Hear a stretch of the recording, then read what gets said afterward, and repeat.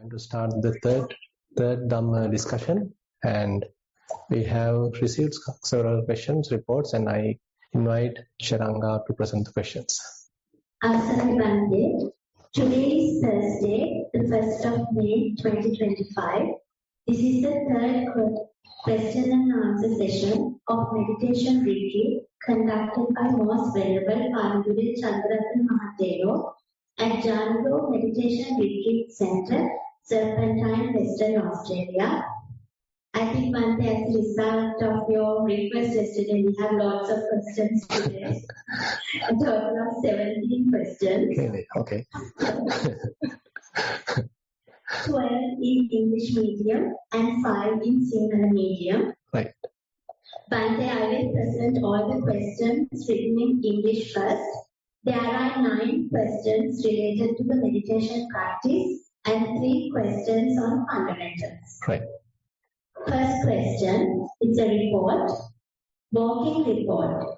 As I walk, my focus is on heels and toes.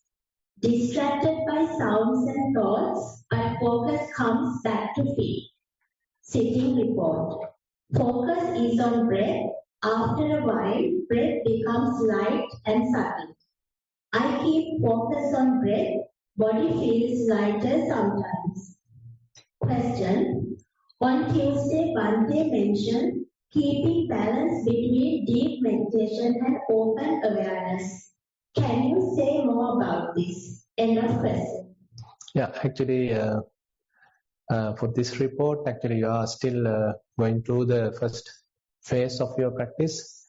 So it's difficult to even sort of explain what I meant by this kind of deep concentration and open awareness, because that you will learn slowly as you progress. Because currently your report represents that you are moving forward. That's fine, you are doing good. Just continue. So we will discuss further later about the kind of this deep concentrations as well as the open awareness. Probably you will learn maybe through the Dhamma sermon. Here. Second question. Bhante, while I was in sitting meditation, was not sure I fell asleep or not, but had a dream of peaceful procession of monks on a Pindapata and felt very calm and relaxed. I instantly felt my arms being squeezed so hard, I felt it frightened. I almost felt like had enough of session. It meant the end of question. Yeah, these are visualizations actually. We discussed that, say for example, particularly while sitting, when your meditation object is calming down, becoming more and more subtle, almost like not visible, then these kind of perceptions can come to your mind depending on your situation. So if you are more into a faith character, then more faith related scenes can be seen. This could be a more kind of an example. Say you are more generous, more faithful, and so the trick is that to get you kind of entangled with this kind of an area, because you like it, you appreciate it, and then you are being showed this kind of whatever beautiful thing, and you are very much feeling obliged. You are feeling like, say, I want to arrange a dana, I want to visit a monastery. Next month I have to take on particular this date to arrange dana. So you end up with thinking.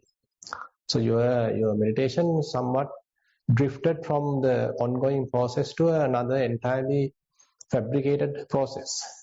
So likewise, many different perceptions are kind of blocking our path or hindering our path. So that's why Buddha very beautifully mentioned sanya, this Marichikopama sanya. So these perceptions are very much like a mirage. So remember that our eyes are closed. So when our eyes are closed, how can we see a procession of monks? How can we see a Pindapata site? That's not possible. So it's even though it is something that we all appreciate, but it is not appropriate at the moment. This is not the time to give marks to that, give kind of a emphasis to that. Rather, it's another sight, another visualization. Just slowly ignore it, come back to the breath, come back to the primary object, and then you know, okay, these kind of things are possible. Our path is sometimes being hindered by good or bad sights in the sense, this kind of different visualizations. And not only visualizations, even sometimes sounds can happen. Say, as your mind calms down, probably you might hear maybe paritta chanting kind of thing, maybe a little kind of whispering, maybe someone's very slight, maybe a beautiful or maybe frightening kind of screaming or chanting or murmuring. Many things can happen. But these are mere perceptions that you need to understand, introduce some wisdom, and slowly continue the path. Third question. I have a question about the visions of things like faces, animals, etc. that some people have while meditating. Does it appear among the random patterns and colors behind the eyelids while eyes are closed? Or is it much more clear and color accurate images like how you're seeing in a dream? End of question. Yeah, very much like very, very real, very actual type of thing. Because once the mind is very clear, clean, calm, quiet, the object also has become very subtle.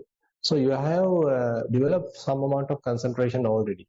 So mind has let go of most unnecessary information. So almost like your mind doesn't have food to eat. So then it will take some artificial food. Like say when mother doesn't want to breastfeed, probably she is giving something else to the child, something like that. So you are not feeding the mind with the typical the sensual data, sense data which it used to eat, but now mind itself is generating this kind of different things. It can appear like very beautiful, it can appear like really real. So once you see such things, appear like quite real. So that's why it is a kind of a deceiving nature is there, kind of a cheating nature is there, tricking nature is there. That's why we need to have a fair amount of wisdom during that time. Otherwise, easily we can go in the wrong track. Typically what happens is you go in the wrong track, later you understand, okay, I have missed the point, I couldn't properly understand at that moment that I shouldn't have done that, and later you correct yourself. So likewise, most of us do the mistake at first. Later we learn, okay, this is not something to encourage. This is not the right path. I need to select the right path. Right path doesn't have these kinds of miracles. You know, there's a beautiful Jataka story. I think it's Vannupata Jataka, as far as I can remember, that two tradesmen want to go for trading through a desert. Okay, so one is the Bodhisattva, the other one is the Devadatta. So if you want to do a trading, so what do you think? You have to go first, you have to act quickly, or you need to do it later? Which one you think is the more profitable? You have to act quickly, right? You have to find out the opportunity, you have to quickly jump to the situation, make use of the opportunity. So you have to be a kind of an opportunist. So Devadatta took the opportunity quickly. So he quickly wanted to go through the desert, and he carried a lot of food and water and his companions and the cows. So the trade of the series of carts is now going through the desert. In the middle of the desert, there are beautiful women. So they are eating this lotus. They are having the garlands of the beautiful flowers, taking from the this water resources, streams, or maybe the rivers, and they are eating them as well, indicating that enough water is available. So why are you carrying all this water? no point. So it's very beautiful. There's a reservoir and we are just coming from that. We just had a bath. Why don't you simply throw away? I mean, this cow and this ox are being unnecessarily tired because you are carrying this much of water. You better throw it away. And then this fellow thought, yes, that's true. I mean, these people are coming. They are all wearing these beautiful flowers taken from the reservoir. Those are lotus flowers. Lotus flowers are not available in other places. These are available in other kind of a river, but they are telling his truth. So they simply throw away the water and whatever the other almost like unnecessary things they thought, they throw away. And now they are traveling the desert, but they couldn't find the reservoir. They couldn't find the river. Ultimately, they end up with the kind of scarcity of food, and ultimately they die. So these women, so-called women, are not really the women. They are disguised as women. So they are the yakkers. And they ultimately they eat the cows and all these people. All gone. Next comes the Bodhisattva and the other group. Same thing. These people, this group again, after some time he's coming. And this thing has happened. Now these people again came in front of the Bodhisattva and the group, and they saying the same thing. See how beautiful we are, and we are wearing these beautiful flowers, and you don't need to carry all this water. Just throw away the water and just come and we'll show you the path. Like that. And then Bodhisattva was quite, even though he don't just believe. Visualizations are not the path. Even though you see things as so real, so he has a kind of a doubt. This could be something's going wrong. I have never heard that in this desert path, there's this kind of a reservoir. Anyway, it doesn't matter. You go on. I'll anyway carry the water. So he's carrying the water anyway. He's carrying the water. He didn't buy the advice from those women. And once on the way, he found the left carts of the previous group.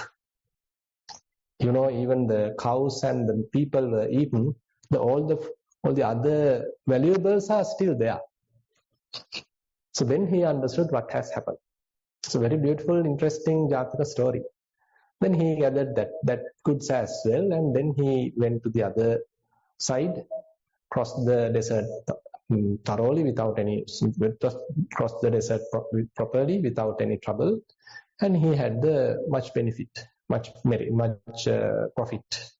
Same thing in meditation. So on the way, you might get these kinds of illusory, beautiful sights, but be careful with them. So don't follow them. Don't give the value to them. They are the tricks of the Mara, you can say. Fourth question. Dear Bhante, this regards to sitting meditation. I tend to follow my breath in the first few minutes of the sitting and prefer to shift my attention to tight points of my body until it becomes less intense. This allows me to come to this mindful state earlier than following the breath alone. If a thought or sound comes, I am able to recognize it as a thought or a sound. Then I do not feel my body much. Once in a while, a tight point. I am not sure if this is the correct approach. Can you repeat the last statement? I am able to recognize it as a thought or a sound. I do not feel my body much. Once in a while, a tight point. By then I do not feel my body much. Once in a while, a tight point. I am not sure if this is the correct approach. However, I can sit for about 1.5 hours without a difficulty. Please advise. Much merit. End of question. Yeah, it's possible. As you know, the meditation object is not something fixed. It is continuously changing. So as we are practicing, so your focus of attention, that particular object, the primary object is evolving. So it is our duty to maintain our attention throughout the session, even though it is evolving. It will take you to different phases. At the beginning, it may be most, possible for you to establish your mindfulness. You are thoroughly there, and slowly it may become subtler. Then it's little challenging, as we discussed yesterday also. And there may be a situation that you almost like not feeling the body, not feeling the object, almost like you lost your orientation. This is possible. So even that is happening. So don't lose the orientation, don't be frightened, don't fall asleep. Just maintain your attention at the nostril. That's it. So then you are very much like being ready to go to the other side or go to the other phase. But here you need to be careful to balance the thing. So what you are experiencing is quite correct, and please proceed. Fifth question. Thero, dear Bante, walking mindfully, attention on feet touching the floor, able to maintain attention for about one room length. Heel touches the carpet first, followed by ball of the foot and big toe, and then little toes. The process is reversed when turning. The foot lands on carpet with an angle first, the ball of the foot and big toe touching the ground, followed by the heel. Eyes close automatically when turning. Sitting meditation. Eyes turn. Eyes close automatically when turning. When turning. Okay. Sitting meditation. Able to maintain focus on nostrils for about 15 to 20 in-out breaths at a time. Feels like more air flows through the left nostril. Annoyance comes and goes with some external noises. For example, a phone vibrated few times today and a resentment crept in. However, another thought came up, asking who is getting annoyed with who.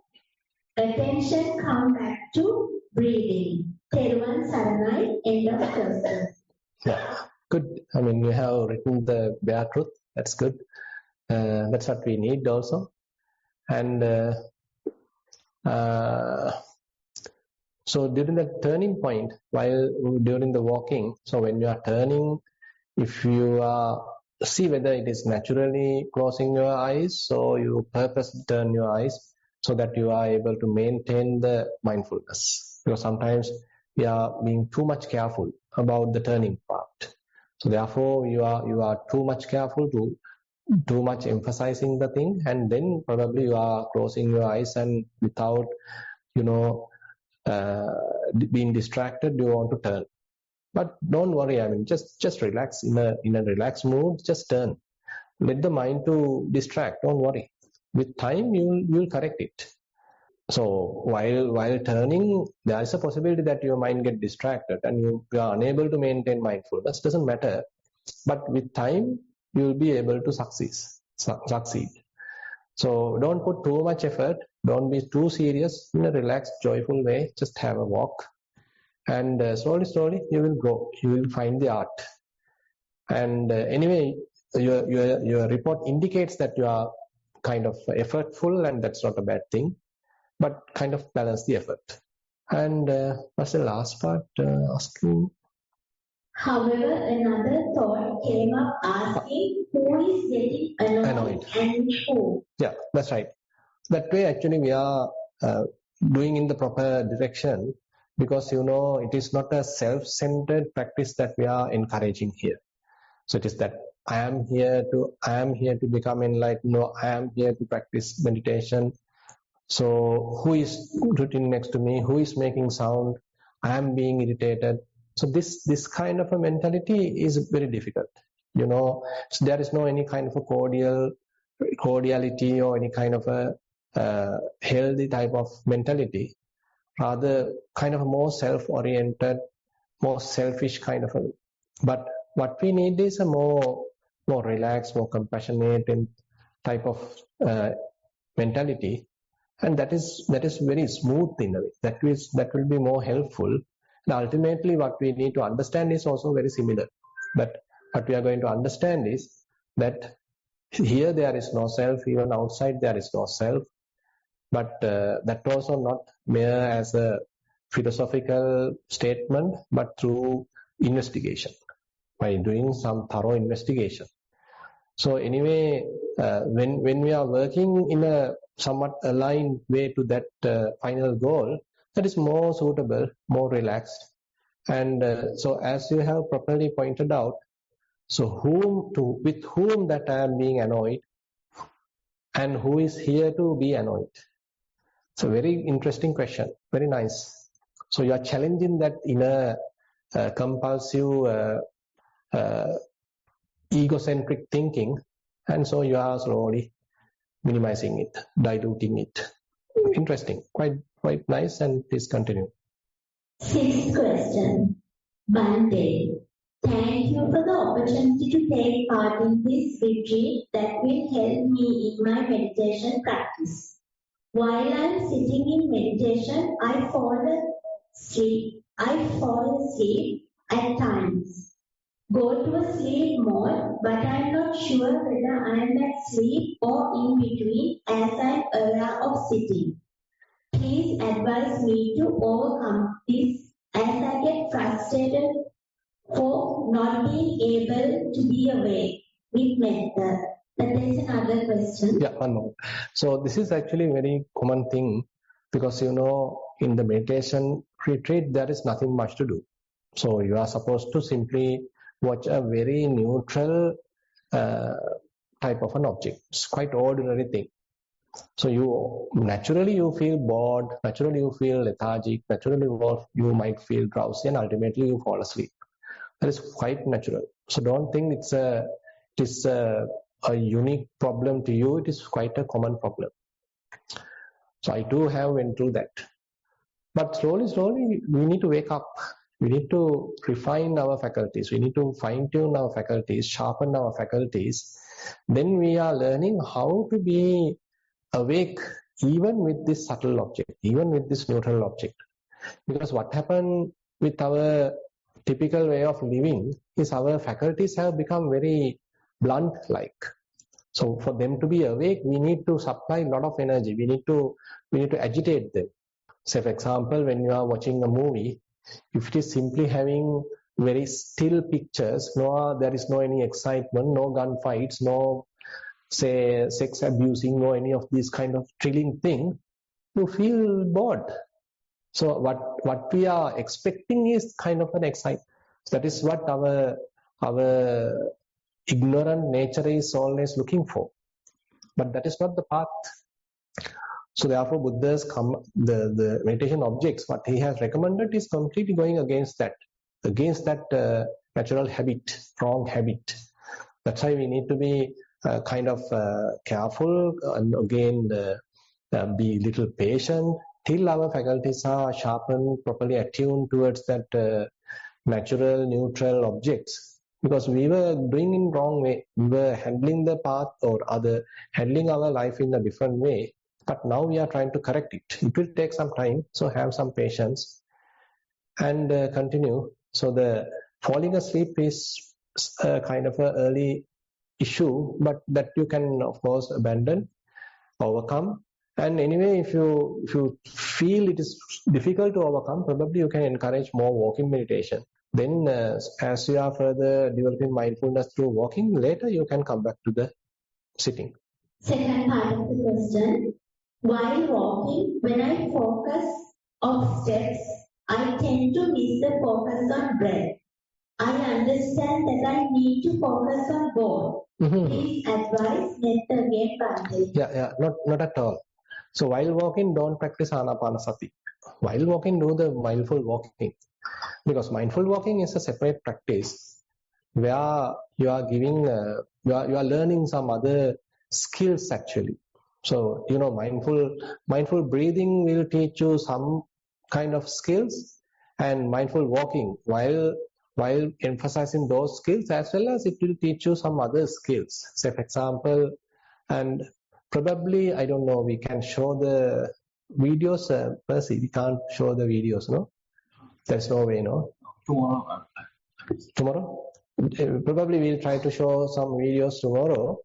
So the idea in mindful walking, for example, assume that your mind is thinking. It's in a kind of a proliferation. But while walking, your foot is touching the ground.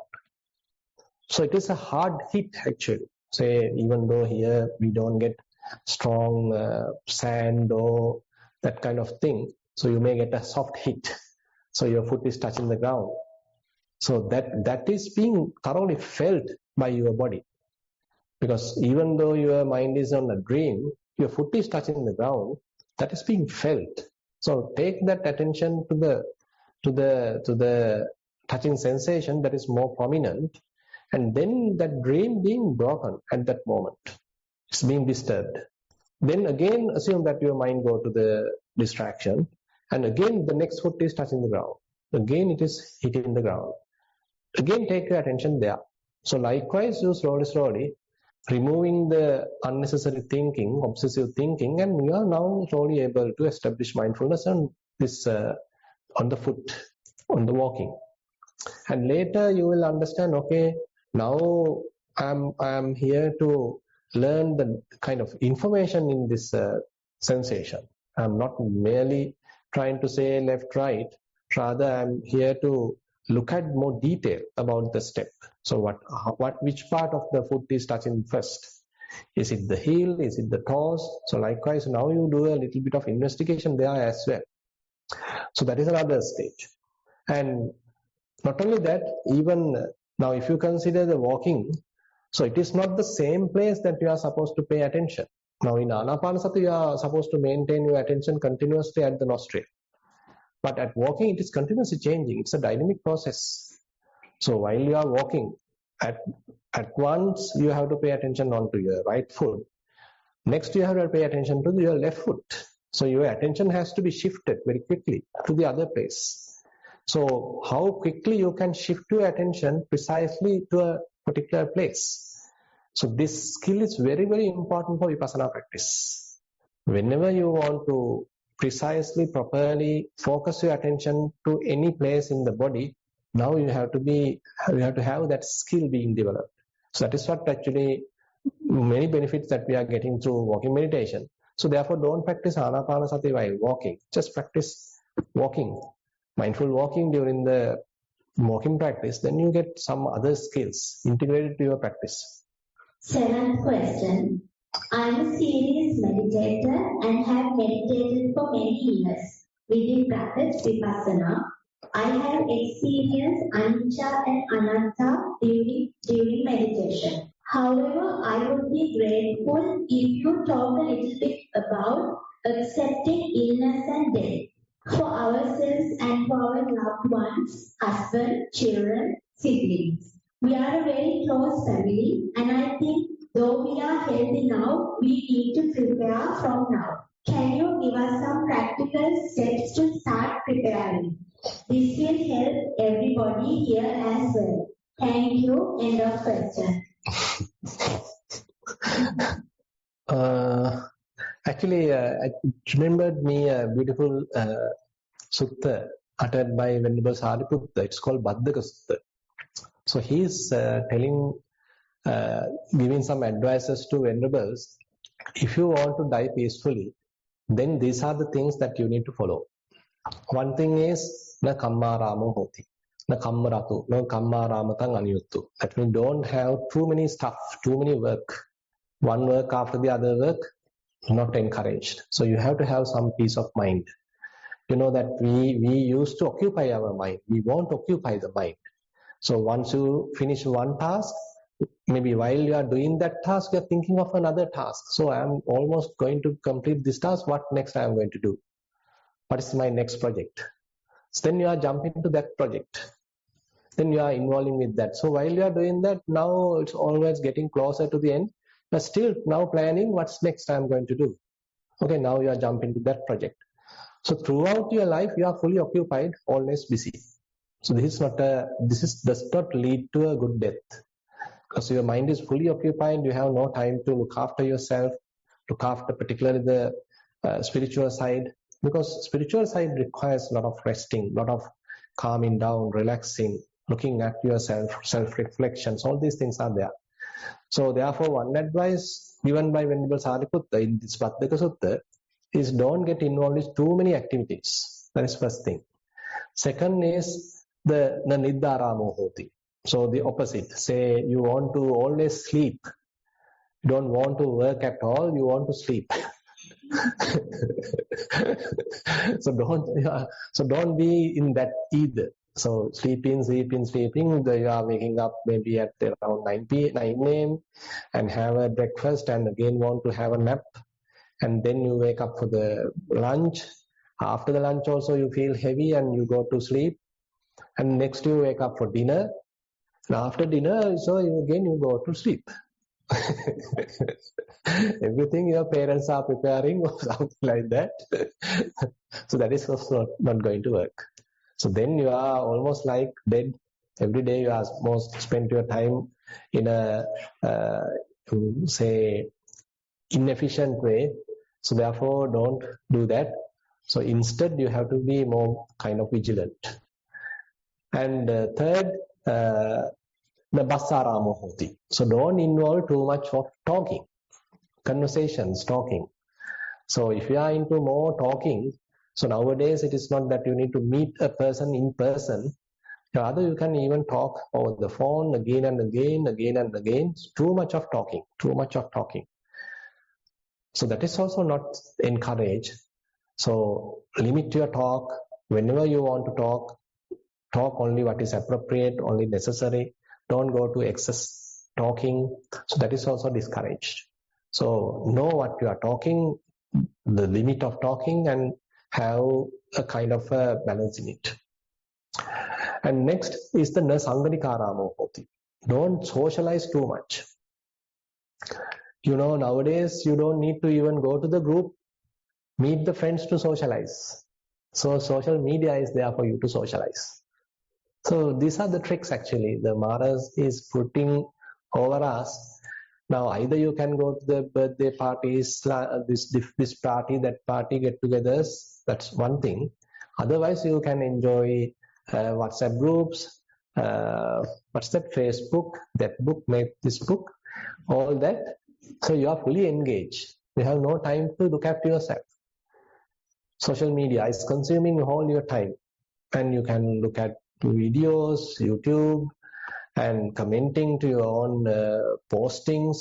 So your time is completely consumed by all these, and you have no time for your practice.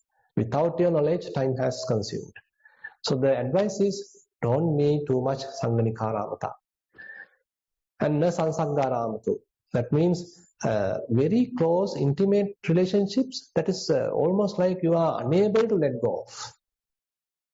Probably now assume that you don't have many friends. You have only few friends, but without them you can't even live. Something like that. Very close, intimate relationships are there. You are fully dependent on their behavior. Then how can you die peacefully? Because you feel they might be deserted, or you can't let go of, you can't forget them. You can't change, you can't drift your mind away from them because you are too attached. So Sansaggaramata is also something that we need to think of, that don't go for too close, too intimate relationships. Without them, without that person, you can't live like. So that is not also encouraged.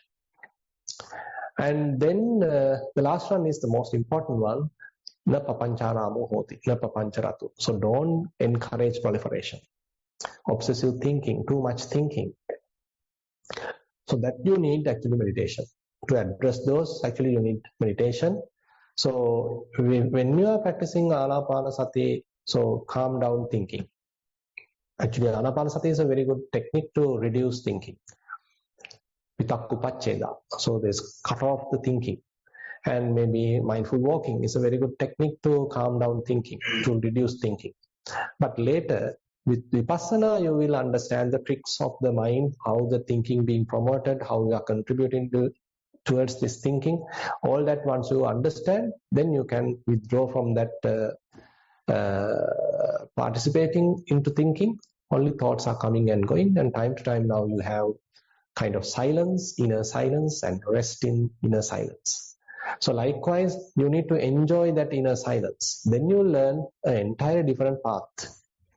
So therefore, once you are introduced to that inner silence, so silent mind, completely peaceful mind, inner chatter is gone. Now you can be awake what's happening. So the wisdom is operating at that level more deeply. So that is more encouraged. And therefore, if you are preparing your death, so these are the instructions given by Venerable Sariputta. I think it's quite applicable to all of us. And and the last point, sometimes encourage during the death moment. Not only during the death moment, actually, this is what we are practicing as Vipassana yogis, is to keep the mind unattached, keep the mind unestablished. So that's the primary advice given in the Anathapindikavada Sutta. During your death moment, don't pay attention to any sight, any sound, any smell, any taste, any tangible object, and don't get trapped with thoughts. If possible, don't attach to anything. So that you can't do immediately, that you need to practice before you die. So how to keep mind unestablished before you die? Then you can do the same thing while death. Yeah. Yeah. Yes. My question, can I ask you another question? Sure. Yeah. Yes. One moment. So she's more eager on that question. What is the name of the sutta from which Nikaya? Baddhaka Sutta in the Anguttara Nikaya. Baddhaka means B. Bhaddaka. Baddhaka. Baddha means more noble. Baddhaka means that noble death kind of thing. Yeah. Thank you. And the other thing is, I practice most of those things that advice obviously not perfection. Yeah. But when it comes to you very near and dear, then it becomes a little difficult, Yeah. So how does one practice this, in a practical way, to lose attachment? No, it may have to happen naturally. We also can't forcefully let go of. It is not something encouraged. The letting go is not that forceful letting go. It is not forceful abandoning, but kind of more compassionate, more patient, and it is coming through understanding. So once you understand, now say for example, assume now I want to use the spectacles. Now I can use it, no problem. No, I can wear it, I can use it, and later if I don't want, I can keep it back to the casing and I can keep it. Approach same way with everything. So whenever you want, you are dealing with your parents, your children, and when you want to advise, okay, you advise and you keep it away. Again, mind free. So it doesn't mean that you forget everyone, you don't come too near to me, don't bother me. It's not the approach either. So you can deal with the other day-to-day activities as well when it is necessary. But once it is done, then you are freeing your mind. Again you are back to the freedom. So you are dealing with this conventional stuff as well as this, say, more understanding-based, realization-based, transcendent-based understanding also possible. So both are very much balanced. So what I'm hearing is you have to have a silent mind. Sorry? You have to have? You have a silent mind. Silent mind. Yes, that's right. The path may slowly guide you towards that. So the mind may easily be silent, can be easily made silent like. That is, you are saying through meditation. Through meditation it will happen. So, that's the, it doesn't mean that we are not supposed to talk either. Now, you know that how much Buddha has spoken, right? So that's also something. So once we are talking in a more agitated manner or unmindful manner, that is one way of talking. But when you are talking mindfully, that's another way of talking. Then once you talk, and then again you can still stop yourself. No need to repeat what you already talked. And again you can come back to the silence. Something like that. Yeah, because the attachment is something that you have to learn to. Definitely. So that's why we can't immediately, push it and take it out. We need to understand how this attachment being felt and how much kind of a love is there or attachment is there towards your friends, towards your children, towards your husband, all that. So we need to understand that more empathetically, more say compassionate way. So, and I'm trying my best to be let go of everything, but still things are there. So you admit it. No harm. It's not that we have to develop kind of a hate. Then we are going to the opposite. That's completely wrong. That is not the way. But I know that I shouldn't have too much attachment, but still I can admit, some attachment is there. So slowly anyway, you are developing the path. So the development of the path, development of the wisdom slowly help you to let go of many attachments. Yeah. Eighth question, most venerable Bhante. So grateful to be participating in this retreat and receiving your guidance. My sitting meditation sessions have been going well. It's a challenge most times to maintain alertness throughout. But I'm hopeful with practice I'll get there. My mind welcomes the walking meditation and can keep focus on the movement of the feet and sensations. The whole process of slowing down movement is very soothing. Maintaining mindfulness has got easier with each passing day. The slightest movement in the bushes, the falling of a leaf is highlighted when previously. I feel I would not have even noticed these. Thinking of my fellow meditators, I'll conclude my report here. Thank you for your kindness. Thank you. Yeah. So I think nothing much to add. So just enjoy. That's it. Ninth question. Walking meditation. This is easier and developing when I am able to concentrate on the sensations on my calf when I walk uphill and the sensation on my hip as I raise a foot, as well as sensation on my heels and toes. I am able to concentrate when turning. I am trying to keep my concentration for at least the length of the hall before my mind starts wandering. I am now able to identify as soon as my mind wanders. Sitting meditation. Can you repeat that last statement? I am now able to identify as soon as my mind wanders. Right. Plus, looking at back, the word is not clear. Okay. Mm-hmm. Anyway, I understand what you are trying to say. So previously you were unable to know when the mind being drifted, when the mind being distracted. But now you know, okay, now mind has distracted, or now the mind has shifted. I am supposed to keep my attention on the same breath, but now maybe a sound, okay, now mind has shifted. You can see that. You can see that shifting mind. That's an indication that the mindfulness is growing. So you are doing well. Yeah. Sitting meditation.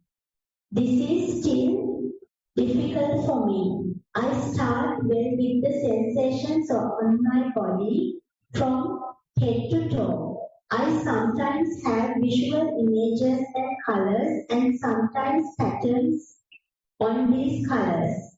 My mind keeps wandering to past pleasant thoughts, day-to-day activities.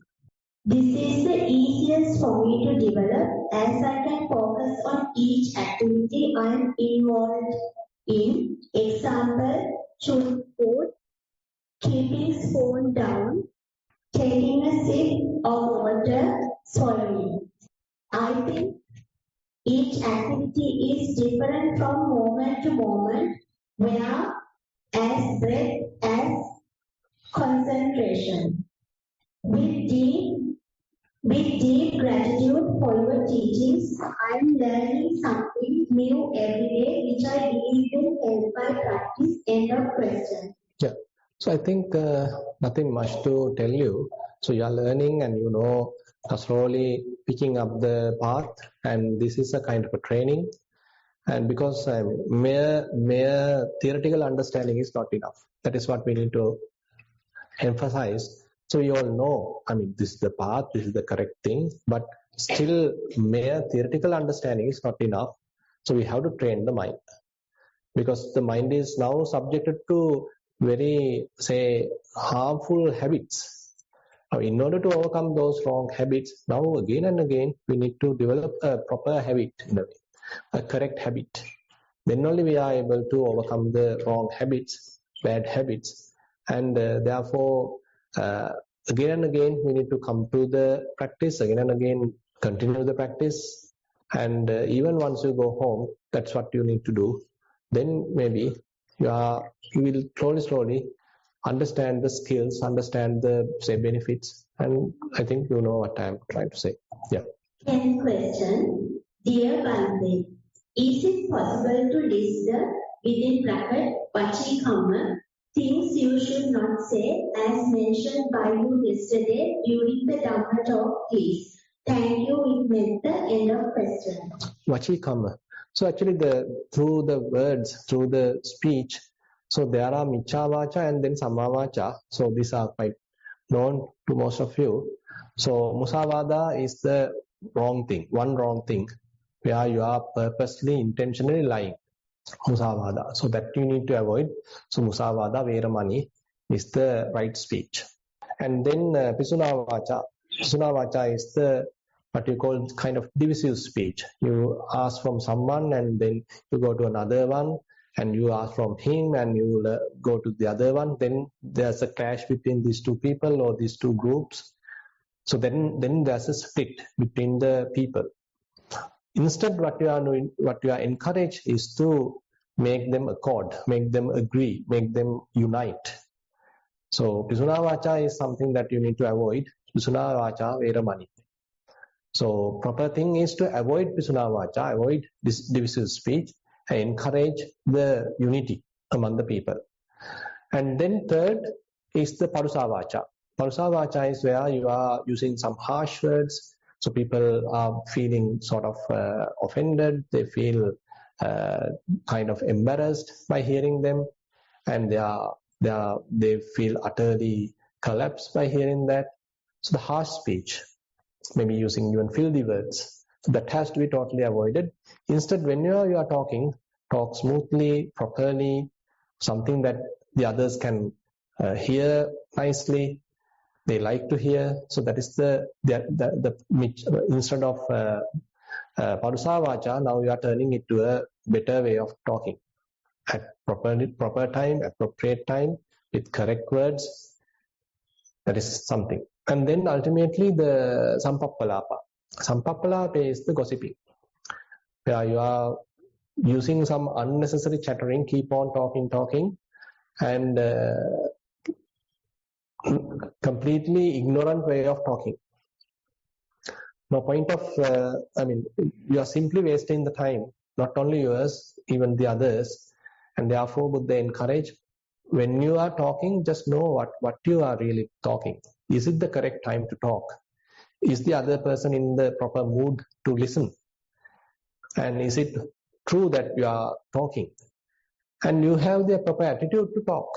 So, in terms of the speech, there are some subtle aspects that they emphasize.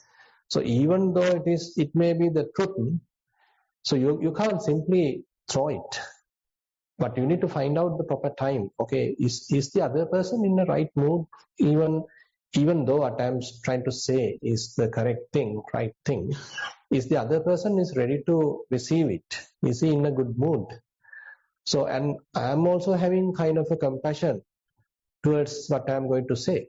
or do I want to take some revenge by telling this truth? So likewise, so even when we are talking, even though it is something truth, correct, there also you put the say, okay, you need to be a little mindful when you are talking, why you are talking, and the other party is having the proper mindset to receive it. So these are very interesting points that Buddha highlight with the Samma Vacha. Padre, I'm not sure whether this question is requesting to list the Detis Katha. Ah, Detis Katha, okay. That's what we all are doing mostly. So I'll tell only the 10 types of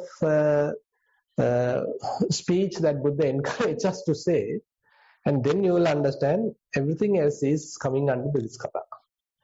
So appicca katha is something Buddha encourage. Appicca katha, okay, having less in a way. Okay, don't need many things to satisfy. Okay, this is enough, something like that. So having less, appicca katha, and you're talking on that. Then santutti katha, talking about being contented, being happy, being joyful, not with many things, but with what you have. Santutti katha. Paviveka katha, being relaxed, being calm, maintaining kind of silence, say taking some seclusion. So that related speech, paviveka katha. Then asansagga katha, being alone but not feeling lonely. Being alone, by the way. So something related to that. Then sila katha, related to the morality. Then samadhi katha, related to the concentration. Panya katha, related to the wisdom. Then vimutti katha, related to the freedom. Then vimutti jnana dassana katha, the freedom coupled with wisdom, freedom coupled with knowledge, something related to that. So these are some deeper aspects that Buddha encourages us to talk when it is necessary to talk. Everything else, 32 katha. So that comes under politics, the prices of this, about the ministers, about the presidents, about the kings, about the queens, about the trades. Many things are there. So, almost like all the different chattering, all the different talks that we typically engage with are in that list. 11th question. Thero Saranai, Avasarai, Dear Bande. Reference to Sura Asura war story. It is flexible and easily could be understood, but theoretically, not practically. There's another different question. Yeah, one moment.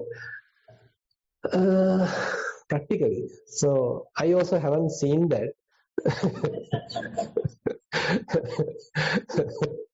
But I believe it because Buddha is the one telling it.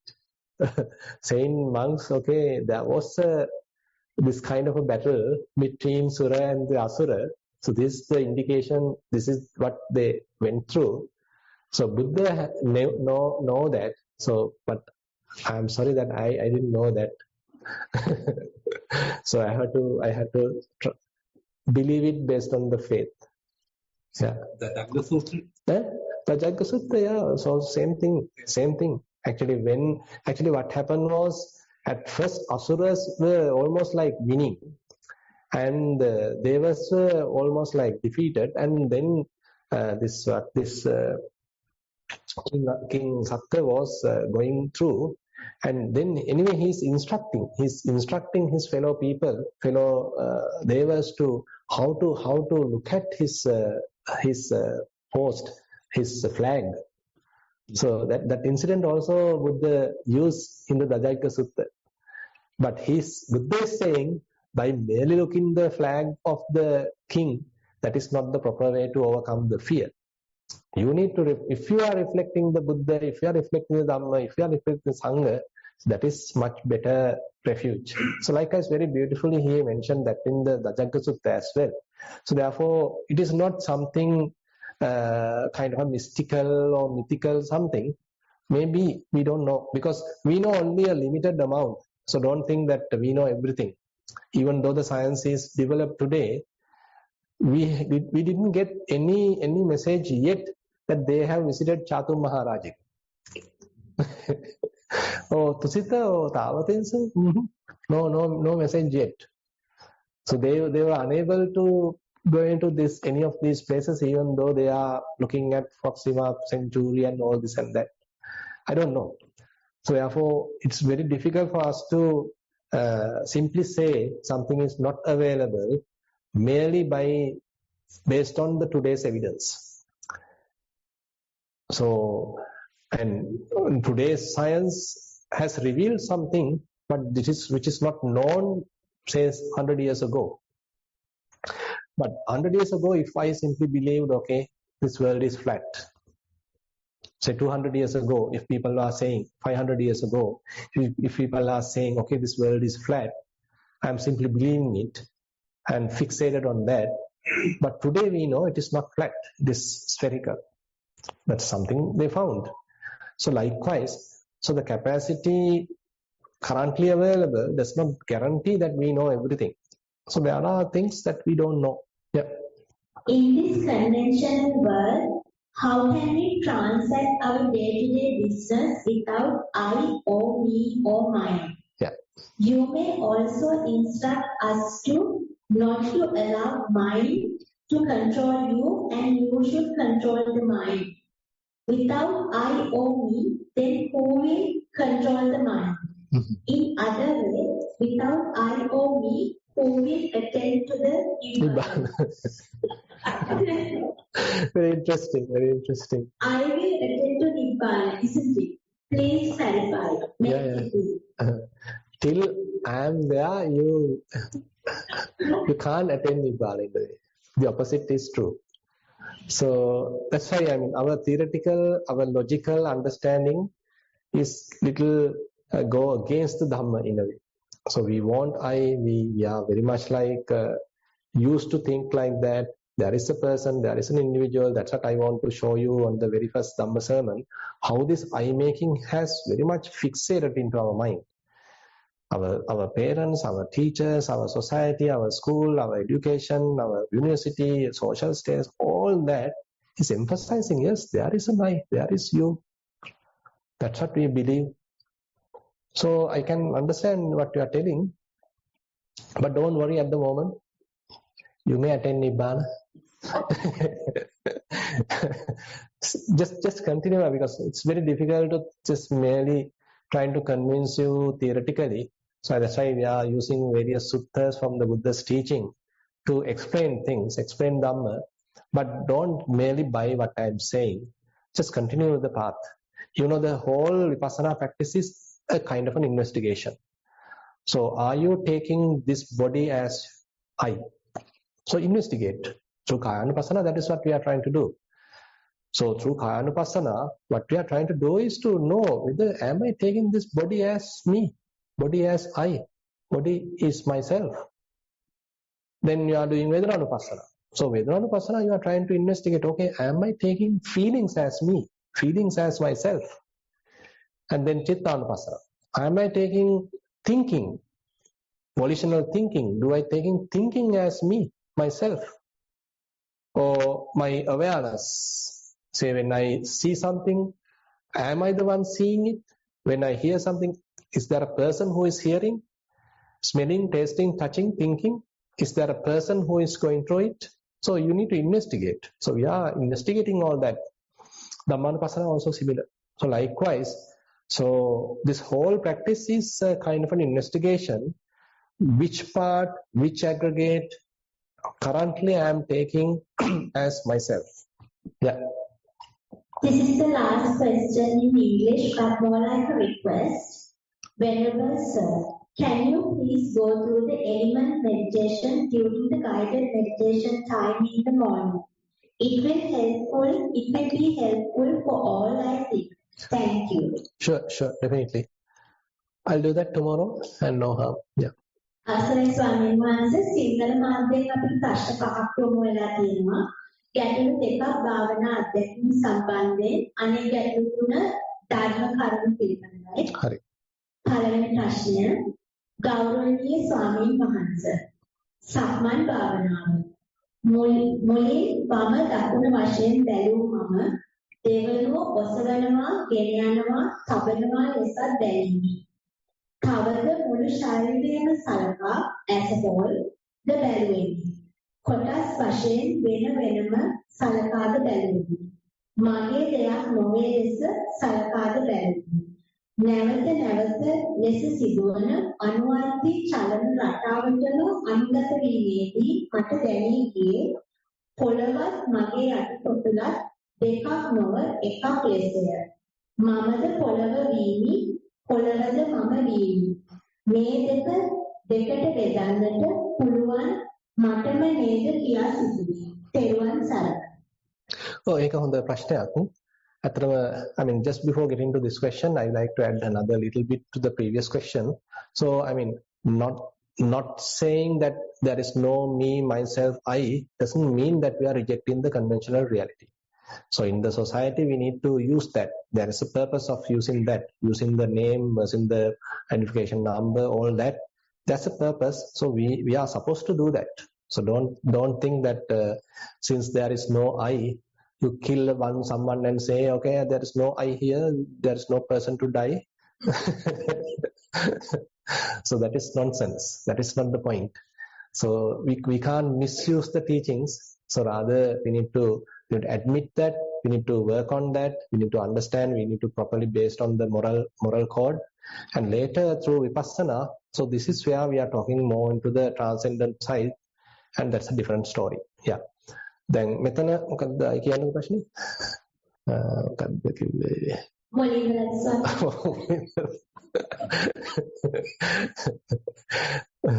ගෞරවනීය ස්වාමීන් වහන්සේ සක්මන් භාවනාව මුලින් වම දකුණ වශයෙන් බැලූ මම දෙවනුව ඔසවනවා ගෙන යනවා තබනවා ලෙසත් බැලීමි. හරි දැන් මට මතක් වුණා. හරි. මේ ඔතන දැන් අපි ඔය කතා කරනවානේ අජ්ජත් බහිද්දා කියලා. ඒ කියන්නේ දැන් අපි ඇතුළත කොටසක් කියලා වෙන් කරගෙන තියෙනවා. බාහිර කොටසක් කියලා වෙන් කරගෙන තියෙනවා. ඒතර අපි බලන්නේ මුලින් මේ ඇතුළත කියලා තමයි බලන්නේ. අජ්ජති අජ්ජත්තං වා කායේ කායානුපස්සේ විහෙරති. එතකොට අපි මේ කය මුල් කරගෙන අපිට දැනෙන දේ මුල් කරගෙන තමයි අපි ඉතින් භාවනාව කරගෙන යන්නේ. හැබැයි ටික ටික මේ දැනුම මේ අවබෝධය ඔන්න දැන් පුළුල් වෙන්න ගන්නවා. පැතිරෙන්න ගන්නවා. එතකොට තේරෙනවා බොලේ මේකම තමයි ඉතින් එළියෙත් තියෙන්නේ. මේක වෙනසක් නැහැ. මෙතන තියෙන්නේ හුදු ධාතු ස්වභාවයක්, මෙතන තියෙන්නේ හුදු ධාතු ක්‍රියාකාරීත්වයක්, එළියේ තියෙන්නේ හුදු ධාතු ක්‍රියාකාරීත්වයක්. මෙතනත් සත්වයේ කුජලයේ කතාවක් නැහැ, එළියේ තියෙන නම් සත්වයේ කුජලයේ කතාවක් නැහැ. හුදු ධාතු ක්‍රියාකාරීත්වයක් පමණයි තියෙන්නේ. ඉතින් ඒක හරිය ලස්සනට දේශනා කරනවා බුදුරජාණන් වහන්සේ දැන් කීපයකදීම යාචේවකෝ පන අජ්ජක්තිකා පටවි ධාතු, යාච බාහිරා පටවි ධාතු රේවේසා. ඒ විදිහට ආපෝ තේජෝ වායෝ ඔක්කොම කියනවා. ඒ කියන්නේ මේ යම්තාක් මේ ඇතුළතයි කියලා සලකන පටවි ධාතුවක් තිබේද, බාහිරයි කියලා සලකන පටවි ධාතුවක් තිබේද, මේ එකම පටව ධාතුවමයි. මේක වෙනසක් නැහැ. අපි තමයි මේක මේ ඉරක් ගහලා වෙන් කරගෙන තියෙන්නේ. ඇතුළත බාහිර කියලා වෙනසක් එහෙම නැත්තේ නැහැ. ඒ තියෙන ද්වේතාවය මුල් කරගත්ත මේ ඒ අපේ බෙදීම් ඔක්කොම නිකන් අන්තිමට බ්ලර් වෙලා යනවා. ඔක්කොම නිකන් දිය වෙලා යනවා. එහෙම ගන්න දෙයක් නැහැ. කොහෙත් තියෙන ධාතු ගොඩක් විතරයි. කියලා ඔන්න ඔය තැනට මනස එනවා. ධාතු මනසිකාරය ටික ටික වර්ධනය වෙනවා. දෙවෙනි ප්‍රශ්නය සක්මන් භාවනාව වම දකුණ ලෙස පාදයන්ට සිහිය පිහිටුවා ගනිමින් සක්මන ආරම්භ. මුලදී සිහිය පාදයන්ට පිහිටුවා ගැනීම අපහසු වූයේ විවිධ අරමුණු සිතට ආ නිසාය. නමුත් විනාඩි 10ක් 15ක් ගිය තැන නැවත සිහිය සක්මනට ගෙනා හැකිය. වම් පාදයේ සිට දකුණු පාදයට බර මාරු වී යාම තේින. ශරීරයේ උඩ කොටස දෙපසට පැත්තකින් සමබරතාවය පවත්වාගෙන යයි. කාද ස්පර්ශයන්ගේ හෝ වෙනයම් සියුම් වෙනස්කම් දැක බලාගත නොහැකි විය. පැය භාගයකට පමණ පසු ඉතා නිදිමතක් ඇති වූ බැවින් සක්මන නැවැත්වීමට සිදු විය. පර්යංක භාවනාව සක්මනේ ඉක්බිතිව පර්යංක භාවනාවට ඉඳගතිමි. මුලදී ඉතා සැහැල්ලු බවක් දැනුනි. ආනාපාන සතියට සිත යොමු කළද සිතේ වික්ෂිප්ත භාවය අත්විඳිමි. හුස්ම ඉහළට ගැනීම පහළට හෙලීම ආයාස කර වූයෙන් අපහසුතාවයක් අත්විඳිමි. විනාඩි 10ක් පමණ ගිය පසු පහසුවෙන් හුස්ම ගැනීම සිදු විය. සිතේ වික්ෂිප්ත භාවය ඇති වූ බව දැනිනි. විටින් විට නිින්ද යාම සිදු විය. සිත අරමුණු ගැනීමෙන් තොර විය. ආනාපාන සතියට සිත යොමු විය. ඔබ වහන්සේට තෙරුවන් සරණයි. මම හිතන්නේ ලොකු දෙයක් හදන්න කියලා නැහැ. යන පාත් එක හොඳයි. කරනවා හොඳයි. ආනාපාන සතියෙන් අපි දැන් මනස පැත්තට යොමු වෙලා තියෙනවා. මනසේ දිහත් බැලලා තියෙනවා. ඒතකොට සිතුවිලි වලට මුලා නොවි ඉන්න හුදෙක් සිතුවිලි මට්ටමින් දැකලා තියෙනවා. ඉතින් යන විදිහ හොඳයි. ඔක තව දිනු වෙන්න දෙන්න. තුන්වෙනි ප්‍රශ්න. ගරු ස්වාමීන් වහන්සේ ලෞකික හා ලෝකෝත්තර සම්මා දිට්ඨිය ගැන හැඳින්වීමක් කරන ලෙස ඉතා ගෞරවපූර්වකව ඉල්ලා සිටිමු. ඔබ වහන්සේට තෙරුවන් සරණ ප්‍රාර්ථනා කරමි. හරි. ඒක තමයි අපි කරේ මෙල්බර්න් රිට්‍රීට් එකේ. මම ආරාධනා කරනවා මේ ධර්මදේශනා පහක් තියෙනවා ඒක අහන්න කියලා. සම්පූර්ණයෙන්ම සම්මාදිට්ඨියමයි කතා කරන්නේ. සම්මාදිට්ඨියේ විවිධාකාර පැති ඔක්කොම අපි පුළුවන් ඔක්කොම නම් කියන්න බෑ. පුළුවන් තරම් සාකච්ඡා කරන්න උත්සාහන්ත වුණා. ඉතින් සරලව පුංචි දෙයක් කියනවා නම් ඉතින් ලෞකික සම්මාදිට්ඨිය පැත්තෙන් බුදුරජාණන් වහන්සේ විස්තර කරන්නේ මේ කම්මස්සගතා සම්මාදිට්ඨිය. නැත්තම් කර්මය කර්මඵලය අදහාගෙන මේ යන ගමන තමයි එතනදී විස්තර කරන්නේ. ඉතින් ඒක අත්‍යවශ්‍ය වෙනවා. අපි මේ සම්මුතියට ගරු කිරීමක් කෙනෙක් කුජලයක් වශයෙන් මේ කටයුතු කරන ලෝකයේ තුල අපි ඒකට ගරු කරන වාසය කිරීමක් තමනුත් මේ මට්ටමේ තාම ඉන්නේ කියලා තේරුම් ගැනීමක් අවිද්‍යාව මූලිකව යනකොට ඉතින් අපිට ඒක අනිවාර්යෙන් අත්‍යවශ්‍ය වෙනවා වැදගත් වෙනවා. එතකොට ඒ නිවැරදි සම්මාදිට්ඨියක් මොකද්ද හොඳ වචන මොනවාද නරක වචන. දැන් අපි කතා කළේ මොනවාද සම්මා වාචා කියන්නේ මොනවාද මිච්ඡා වාචා කියන්නේ. මොනවාද සම්මා සංකප්ප කියන්නේ මොනවාද මිච්ඡා සංකප්ප කියන්නේ. එතකොට මේ මිච්ඡා සම්මා දෙක වෙන් කරගන්නත් ඒතරත් සම්මාදිට්ඨියක් අවශ්‍යයි. කුසල අකුසල වෙන් කරගෙන දැනගන්නවා කියන එකත් සම්මාදිට්ඨියක් තමයි.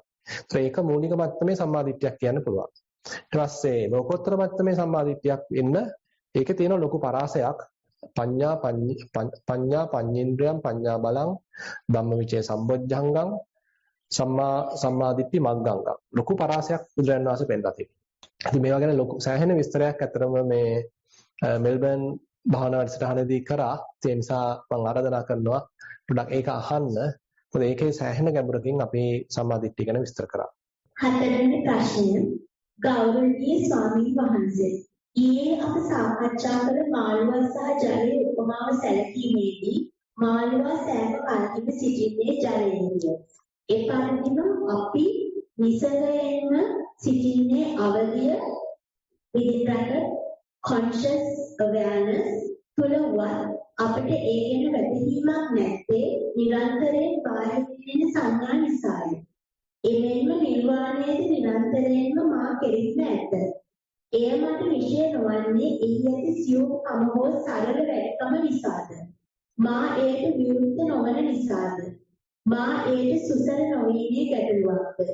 නිවන සෑම විටම මා වෙත විරුද්ධව පැවතියක් මට ඒ නිස්වන්නේ මම එකකට පසු එකක් අරමුණු වලට බැඳී යන නිසාද? තෙරුවන් සරණයි. ඔව් සෑහෙන නිවැරදි. සෑහෙන හරි කියන්න පුළුවන්. ඒ වගේ කතාවක් ඇත්තනම බුදුරජාණන් වහන්සේ දැන් බුද්ධ දේශනාවක් වශයෙන් මෙනවා ද්වේතානුපස්සනා සූත්‍රයේ නිවතානං තමෝ හෝති ආලෝකේ පස්සතාමිච ඔන්න ඔය වචන දෙකක් වෙනවා මේ මගාව දැන් නැහැ ෆෝන් එක ගහනම් පොඩ්ඩක් බලන්න තුන ත්‍රිපිටකයක් තියෙනවද අපේ නැද්ද මේ ද්වේතානුපස්සනා සූත්‍රය සර්ච් කරන්න පුළුවන් මේ බුදුරජාණන් වහන්සේ ඔක ලස්සනට දේශනා කරනවා මේ අන්ධකාරය තුල අවිද්‍යාව මුල පදනම් කරගෙන ඉන්න මනුස්සයාට මේ ළඟ තියෙන නිවන පේන්නේ නැහැ කියලා. සම්පූර්ණ නැත්ද? මොකද අපිට වෙලා තියෙන්නේ මේ ඒ කියන්නේ මේ අර මාළුවට වෙන එකම තමයි. දැන් මාළුවට වතුර නොපෙනුනාට ඉස්සරහා ඉන්න අනිත් මාළුව ටික පේනවා. ඉතින් එතකොට අනිත් මාළුව හරි ඉන්ටරෙස්ටිං. ඒගොල්ලෝ ඉතින් දඟලනවා, ක්‍රීඩා කරනවා. එතකොට එයාවත් ඒකට ඇදිලා යනවා. ඊට පස්සේ සමාලාවට ඔන්න මොකක් හරි ඒ විදිහට තමන්ගේ රූපේ පේනවා. සමහරට ඒක ලස්සනයි කියනවා. එතෙන්ට යාගේ අහංකාරකමක් ඇති වෙනවා. ඊට පස්සේ ඔන්න විරුද්ධ ලිංගිකයෙක් දකින්න. එතෙන්ට ඔන්න ඊට පස්සේ ලිංගික ආශාවක් නැති වෙනවා. ඊට පස්සේ බඩගිනි වෙලා ඔන්න මොනවා හරි මේ එළියේ කෑම තියෙනවා. ඉතින් ඒකට ඇදිලා යනවා. ඒවා හොයන්න ඉතින් දඟලනවා. ඉතින් ඒ වගේ අර ඇහෙන, පේන, මේ දැනෙන ඔක්කොටම අපි නිකන් බැඳිලා ඒවා එක්කම ඉන්න නිසා මේ වටේ තියෙන වතුර ටික මගේ හැරෙනවා. වතුරේ ඉන්නේ කියන එක අපිට දැනෙන්නේ නැහැ. ඒ වගේ දෙයක් අපිටත් තියෙනවා. අපි මේ ගත කරන්නේ මේ දැනුවත් බවක් තුල. දැනුවත් බවට එනවා විවිධ රූප, ශබ්ද, ගන්ධ, රස, පහස, ස්පර්ශ, සිතුවිලි. ඉතින් මේවා ඇවිල්ලා යනවා හැබැයි. ඉතින් අපි මේවා අල්ල ගන්න හදනවා, මගේ කියා ගන්න හදනවා. හොඳයි කියනවා, නරකයි කියනවා. ඉතින් ඒවත් එක්ක අපි සෙල්ලම් කර කර ඉන්නවා. අපිට මේ දැනුවත් බවකටනේ මේක ආවේ කියන එක අපිට මිස් වෙනවා. මේක අපිට මගහැරෙනවා. ඒ නිසා බුද්ධ දේශන දැන් විපස්සනාවක් තුළින් අපිට හැකියාවක් එනවා මේ අපි බැඳිලා ඉන්න, අපි ගැලිලා ඉන්න, අපි ග්‍රහණය කරගෙන ඉන්න, උපාදාන කරගෙන ඉන්න මේ දේවල් වල තියෙන නිස්සාරත්වය තේරුම් ගන්න. එතකොට ඔන්න පොඩ්ඩක් මනස ඒක ලිහිල් කළා, ඒ බන්ධනය අඩු කළා, ඒ ග්‍රහණය අඩු කළා, දැන් පොඩ්ඩක් ඒක අතාරිනවා. පොඩ්ඩක් ඔන්න අතෑරියා. ඊට පස්සේ ඔන්න හිතට එන සිතුවිලි දිහත් බලනවා. ඒවත් අපි ගැලිලා ඉන්නේ, ඒවත් පැටලලා ඉන්නේ. එකක් පස්සේ එකක් සිතුවිලි. අතෝරක් නැති සිතුවිලි. ඉතින් ඔන්න ඒකත් පොඩ්ඩක් යන්තම් අර පාසි ටික අයින් කරනවා වගේ චුට්ටක් ඔන්න වතුර ටික පාද ගන්නවා. දැන් ඔන්න පොඩ්ඩක් නිකන් එළියක් පේනවා. දැන් ඔන්න වැඩි හිතේ සිතුවිලි නැහැ. පොඩ්ඩක් නිශ්ශබ්ද බවක් පේනවා. පොඩ්ඩ ඔන්න නිශ්ශබ්ද බව හරහා ඔන්න කෙනෙකුට අවදි වෙන්න පුළුවන් බොලේ මේ දැනුවත් බවක් තියෙන්නේ. මොකෙක්වත් නැහැ නේ මෙතන. ඥාන පිරිමි ભેදයක් නැහැ නේ මෙතන. කියලා ඔන්න යාගේ පොඩ්ඩක් ඇහැ පේන්න ගන්න. ඉතින් අන්න ඒ වගේ. ඒතර මේ බුදුරජාණන් වහන්සේ පෙන්වන්නේ මේ අලුතෙන්ම වවාගත්ත දෙයක් නෙමෙයි. ඉතින් බුදුරජාණන් වහන්සේ හදපු දෙයක් නෙමෙයි. මේක තමයි සැබෑව. නමුත් ඒක අපිට මගහැරෙනවා. මොකද අපි අර පේනෙන, ඇසෙන, දැනෙන දේවල් වලට බැඳිලා ඉන්නේ. ඒවට අපි ආසාවෙන් බැඳිලා ඉන්නේ. මොනම ප්‍රශ්නයක් තියෙනවා ඉතින්. පස්වෙනි සහ අද දවසේ අවසාන ප්‍රශ්නය ගෞරවනීය ස්වාමීන් වහන්සේ මාහරි සක්කාය දිට්ඨිය ගැන තේරුම් ගැනීමට මාසායදී ඉගැන්වීම් කිහිපයක් පහත දැක්වේ. සම්මානයේ ABC දීපෙන්නේ ඒ පංච උපාදානස්කන්ධය මමේ මාගේ කියා ගැනීම. B රූපය ආත්මය වේ, ආත්මය තුළ රූපය වේ ආදී 20 ආකාර සක්කාය දිට්ඨිය. පරහන් ඇතුලේ මේ ඒයි සිගුවකි. C ඒතම් මම ඒසෝ හමස්මි ඒසෝ මේ අත්තා යන දැක්මහා ඒ දුරු කිරීම. නිස්සත්තෝ නිස්ජීවෝ ශුන්‍යෝ නැති ගැනීම. සක්කාය දිට්ඨි එනම් ස්වකාය දැක්ම එනම් මම කියලා දැනෙන ස්වභාවය මේ බබයක් පමණ වෙන කය ඇසුරේ පවතිනවා කියා දැනෙන ගතියයි. සක්කාය දිට්ඨිය නැතිවීමේදී මේ ශරීරයට මම කියන එක නැති වී වරහන් ඇතුලේ මම සහ බාහිර බෙදීම නැති වී සියල්ල මම වාගේ වීමක්ද. අස්මිමානය අරහත්ත්වයට දක්වා ඇති බව අප දන්නවා. තෙරුවන් සරණයි. I think okay time that overlappings තියෙනවා. ඒ කියන්නේ දැන් 20 ආකාර සක්කාය දිට්ඨියේම යම් කොටස් අනිත් ප්‍රශ්න ටිකේ තියෙනවා. දැන් රූපය මුල් කරගත්ත සක්කාය දිට්ඨිය. කියන්නේ පාලියෙන් කියනවා නම් මොකක්ද ඒකේ පටන් ගන්නෙ රූපං අත්තතෝ සමනුපස්සති. රූපයම මම කියා ගැනීමක්. දැන් අපි අර කිව්වේ මේ ඉන්නේ මම කියලා කෙලින්ම ඍජුවම කයටම මම කියා ගන්න ස්වභාවය. එතකොට අනිත් පැත්තට තියෙන්නේ රූපවන්තං වාත්තා. එතකොට මේ ආත්මයට රූපය අයිති කියා ගැනීමක්. ආත්මය කියන්නේ ඊට වඩා ලොකු දෙයක්. තව කැලේ ගොඩක් තියෙනවා. මේ රූපය කියන්නේ තව කැලලක් යාට අයිති කොටසක්. ඊළඟට පෙන්වන්නේ මේ අත්නිවා රූපං. මේ ආත්මේහි රූපය ඇත. ඒතර ආත්මය කියන්නේ නිකන් හිතන්න අර අපි ඉස්සර ඉගෙන ගන්න මේ කුලක මේ මොකක්ද ඉංග්‍රීසි වලින් කියන්නේ මේ Venn diagrams නේ Venn diagrams. So Venn diagrams වල ලොකු කුලකේ තියෙන මහ කුලකේ ඒ වගේ තමයි ඒතකොට ආත්මය. ඒකේ ඉන ඇතුලේ තියෙන diagram එක ඇතුලේ තියෙන කුලකයක් වගේ තමයි මේ රූපය කියන්නේ. ඒතර අන්න ඒ වගේ දැකීමක්. ඒතර මේ ආත්මය කියන එකේ එක කොටසක් තමයි රූපය කියලා සැලකීමක්. එහෙම නැත්නම් රූපස්මින් වාත්තානම් රූපය ඇතුලේ ආත්මය තියෙනවා. රූපය අස්සේ කොහෙද කියලා අහන්න එපා. ඔන්න කොහෙද තියෙනවා හදවතේ තියෙනයි කියන. ඔන්න බ්‍රේන් එකේ තියෙනවා. එතන තමයි මම ඉන්නේ. එතන තමයි ආත්මය තියෙන්නේ. ඔන්න වගේ රූපය මුල් කරගෙන හතර ආකාරයකින් සක්කාය දිට්ඨියක් පෙන්වලා දීලා තියෙනවා. ඒ වගේම වේදනා, ඒ වගේම සංඥා, ඒ වගේම සංස්කාර, ඒ වගේම විඥාන. එතකොට හතර වැඩි කිරීම පහ ඔක්කොම 20ක් එනවා. ඉතින් ඔය 20ට සෑහෙන්න ඉතින් අපි ඔය අපිට පහළ වෙන සක්කාය දිට්ඨිය මුල් කරගත්තේ හැම දේවල්ම ඉතින් ඇතුළත් කරන්න පුළුවන්. ඉතින් එතකොට අර මොකක්ද අර මේ කියන්නේ ඒසෝ අස්තාවය හර්මේ ඔක්කොම ඉතින් ඔතනට අදාළම දේවල් තමයි. රූපයට අදාළවම කියන්න පුළුවන් මොකක්ද ඒ වචන ටික කියනවා? ඒතම්මම. ඒ කියන්නේ ඒතම්මම ඒසෝ හමස්මි ඒසෝ මේ අත්තා. රූපේ මුල් කරගෙනත් ඔය ටික කියන්න පුළුවන්. වේදනා මුල් කරගෙනත් පුළුවන්. සංඥාත් පුළුවන්. සංස්කාරත් පුළුවන්. විඥානත් පුළුවන්. මේ වචන වල තියෙන ඉතින් වෙනසක් නෙමෙයි. අපිට එහෙම කියන්න නම් මොකද හරි බැඳලා ඉන්න ඕනේ. ඊට පස්සේ ඉතින් ඔක දුරු කරගන්න තියෙන්නේ ඉතින් මේ ප්‍රැක්ටිස් එක තමයි. සමත විපස්සනා කියන්න පුළුවන්. ඊළඟට අස්මිමානය කියන්නේ මීට වඩා සූක්ෂමයි කියලා කියන්න පුළුවන්. ඒ නිසා ආර්ය භූමියේ සෝවාන් සකදාගාමි අනාගාමි මට්ටමේදී අස්මිමානය තියෙනවා කියන එක පැහැදිලි කරනවා. ඉතින් අස්මිමානය දුරු වෙන්න රහත් වෙන්න ඕනේ කියලා පෙන්නනවා. ඒ නිසා සක්කාය දිට්ඨිය දුරු වූ පමණින් අස්මිමානය දුරු වෙන්නේ නැහැ කියන එකත් මේ ධර්මයේ තුල පෙන්නලා තියෙනවා. මම හිතනවා අපි නිකන් තියරිටිකලි ගාක් සාකච්ඡා කරනවට වඩා අපි හොඳට මේ හිත තුළ සතිමත් බවක් දිනු කළා, සමාධිමත් බවක් දිනු කළා, හිතේ හොඳ යෝනිසෝ මනසිකාරයක් දිනු කළා අපිට පුළුවන් ද මේ රූපය හොඳට ඉන්වෙස්ටිගේට් කරන්න. වේදනාව, සංඥා, සංස්කාර, විඥාන ඒවා හොඳට ඉන්වෙස්ටිගේට් කරන්න සොයා බලන්න තමයි නුවණ පහළ වෙන්නේ. අපි නිකන් අහපු පමණින් ඕක තේරුම් ගන්න හරි අමාරුයි. අපි අර හොඳට මේක ගැන ඉන්ක්වයර් කරන්න සොයා බලන්න තමයි මේක පොඩ නිකන් ඝන බාල වෙලා යන්නේ. ඝන බාල තත්ත්වය දුර වෙලා යන්නේ. නිකන් ඩයිලූට් වෙලා යන්නේ. ඒ නිසා හොයලා බලන්න කිසි ප්‍රශ්නයක් නැහැ. බල අහන්න ඒවා තව ගවේෂණය කරන්න. මේ අතරේ පුළුවන් තරම් විපස්සනාවක් වඩන්න. හොඳයි. I mean these questions are quite important questions actually asked about the sakkaya ditti, the self view, personality view. So personality view and the asmimana, the conceit I am is quite different. Conceit I am is more subtle, and typically it is mentioned that the conceit I am is a very subtle perception that there is a person here, but through the investigation you already understood that there is no person, there is no self within the body, within the form aggregate. Similarly, you understood there is no person within the inside the feelings, perceptions, formations, and then the conscious experience. But still you feel still I feel myself.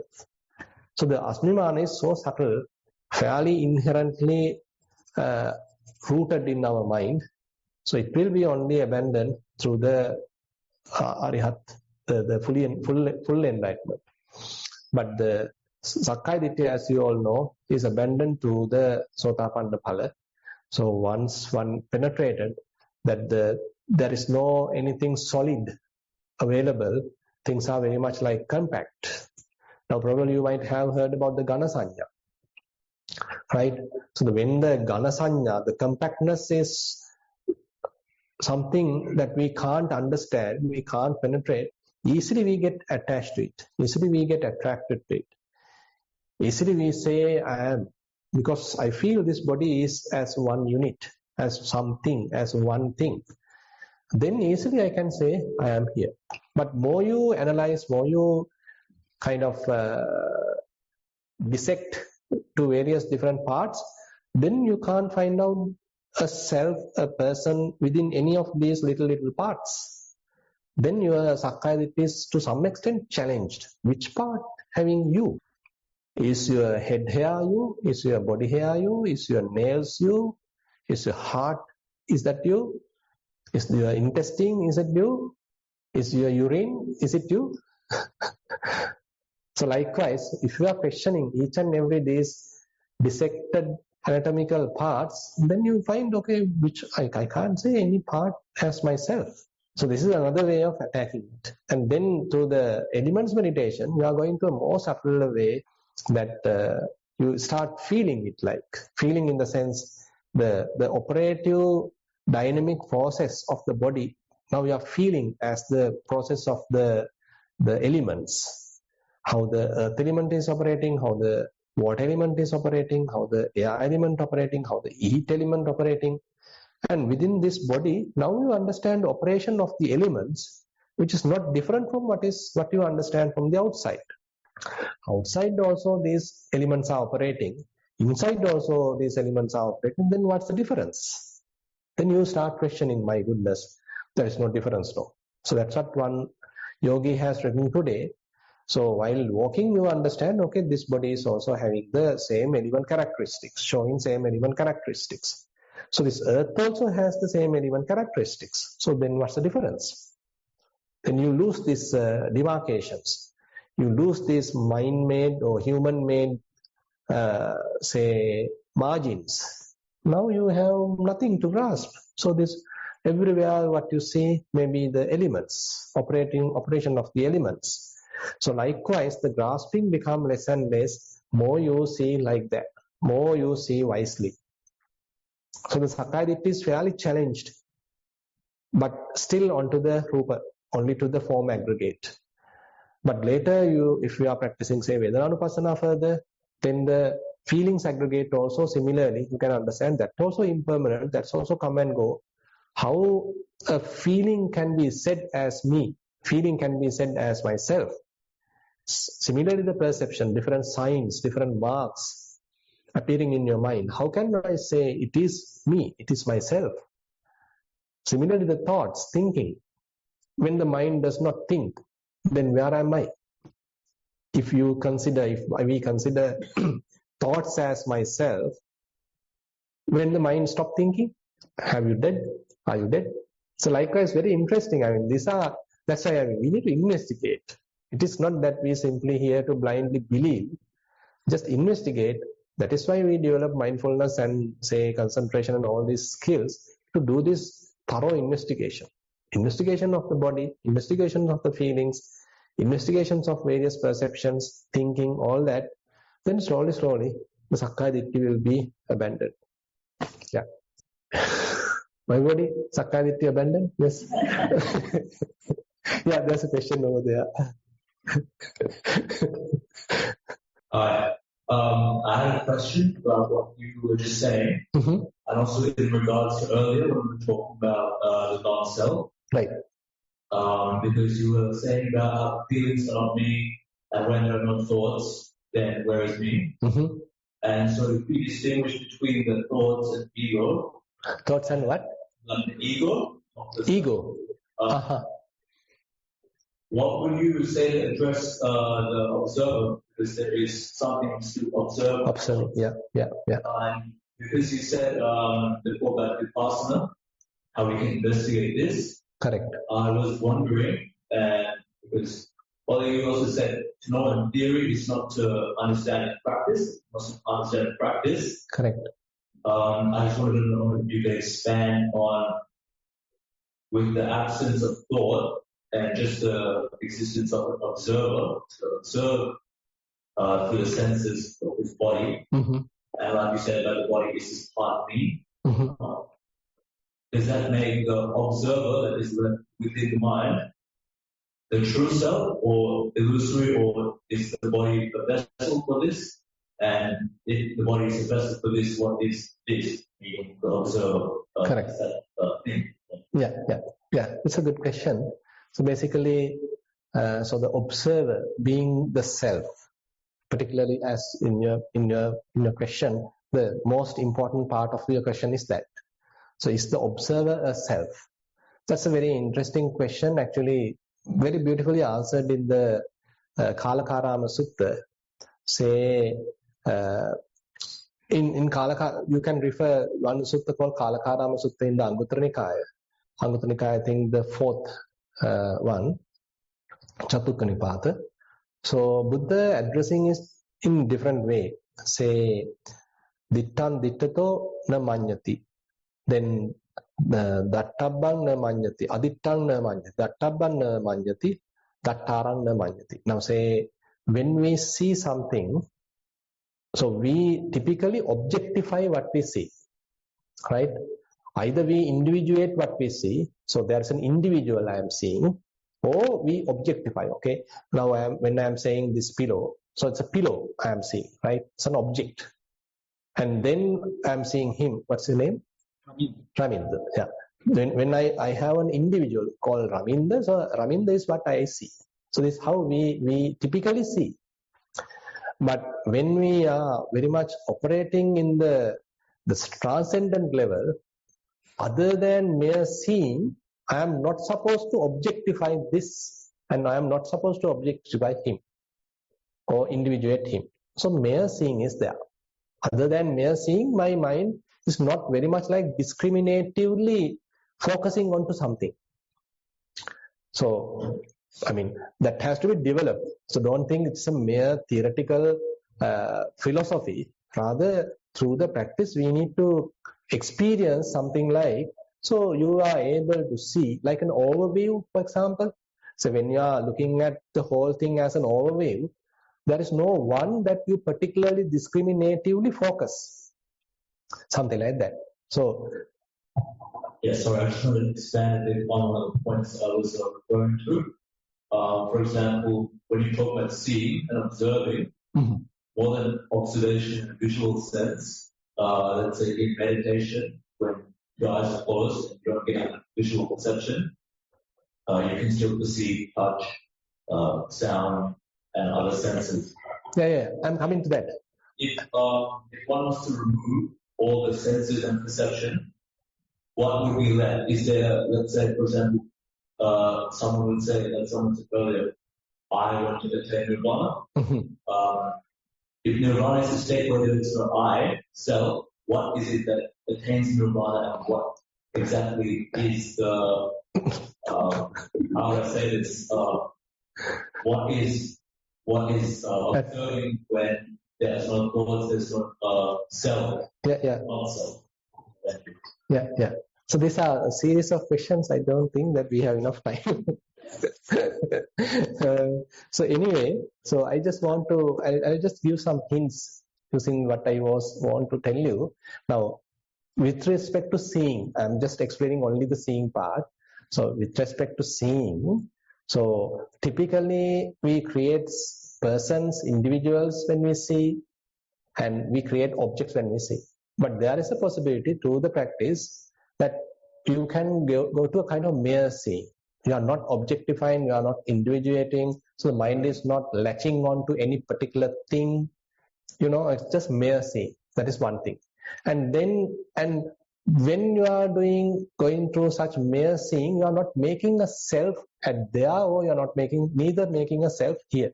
You are not having an individual here, neither you have an individual there. So that's another one area that we can clarify. And similarly, another area is adittang na manyati. When you do the seeing also, you can make a self by saying, I didn't see. That also another area that you can make a self. Not seeing. Not seeing is another area that you can make a self. So that is also something that we have to avoid. That means we are not making a self, telling not seeing, based on the not seeing.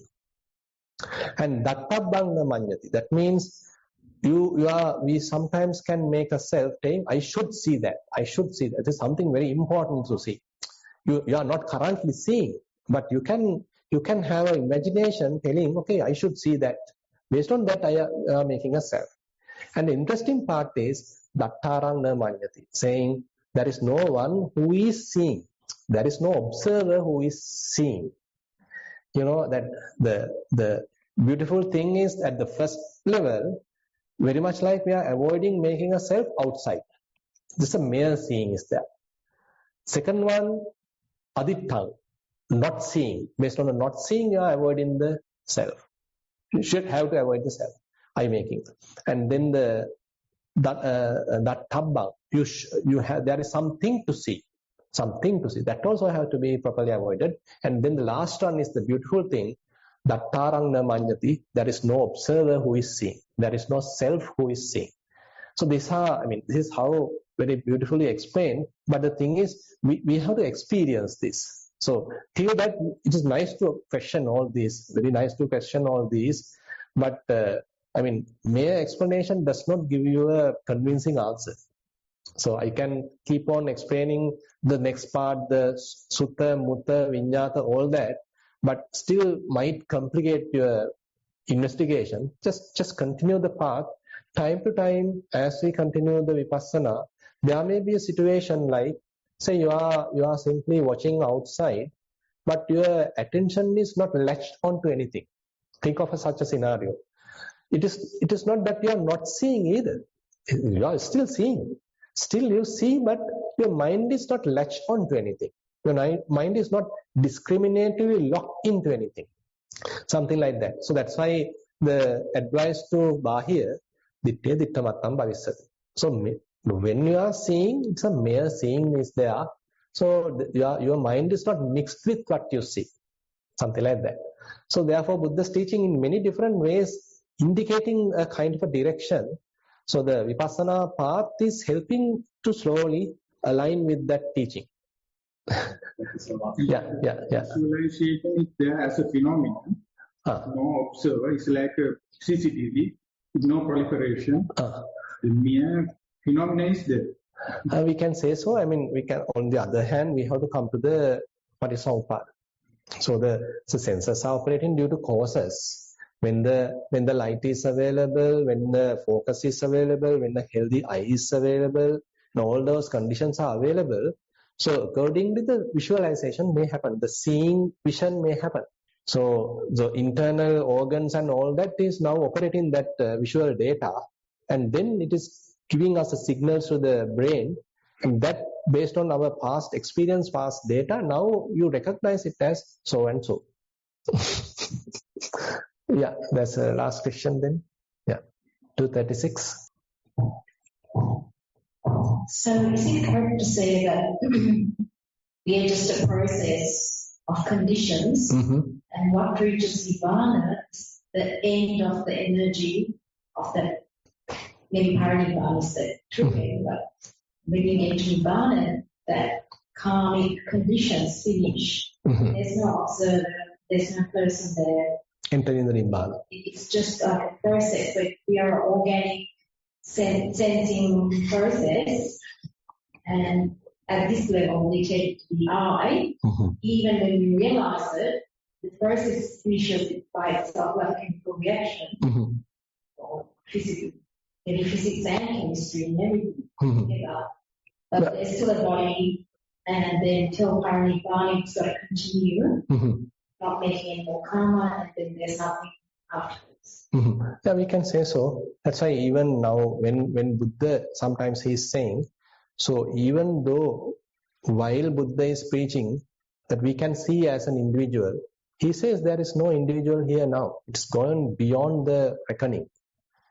So I have already penetrated the form aggregate, feeling aggregate, perception aggregate, formations aggregate, consciousness aggregate.